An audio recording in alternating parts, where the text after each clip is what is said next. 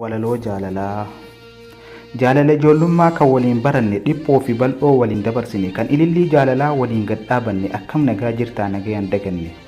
Biqiltuu keenya guddaa Rabbi yaa guddisu damee daddaraaree kan biyyaa waa buusu haadha ilma kiyyaa umrii si haa dheeressu. Jireenyi hamaadhaa addaan nu fageesse wayi carraa jireenyaa gargar nu facaasee guyyaan dhufuun oolu obsimee yaa obsi. Haadha Maammadoo tiyyaa akkam jirta ati jireenyi biyya ormaa akkam jirti sitti abshur lubbuu tiyyaa gaaf tokkoon bariiti. Nillee nagumaa yaada kan kee malee si yaada hogguu maraa yoo nyaata nyaadhullee harka kan kee malee kan biraa wallaalee qulfiin biraan bantu yoo ta'e taate malee. Furtuun onnee kootii barii sima biraa namni tokkoon banu hin yaadin na dura situ harkaa qabaami furtuun sima biraa bantee ilaaltaa bakka keetti irra. Furtuun onnee kootii barii sima biraa namni tokkoon banu hin yaadin na dura situ harkaa qabaami furtuu sima biraa bantee ilaaltaa bakka keetti irra. Jaalala dhugaasiif qaba isaan daandii oofne kan jettee nama bakka hin siisine atillee jabaadhu akka irraanfanne ilillii jaalalaa akka hin cabsine.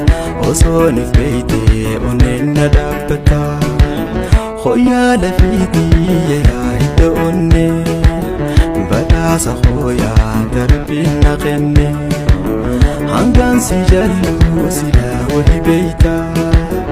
Osoo ni feetee onneen na dhaabbata silaa hin beeke awwa hirrakamaa baasuma teetun haalli kumaalumaa keessa garaako rabbiitun na arkaa si muufachiise hin beeku antakaa silaa hin beeke awwa hirrakamaa baasuma teetun haalli kumaalumaa keessa garaako rabbiitun na arkaa si muufachiise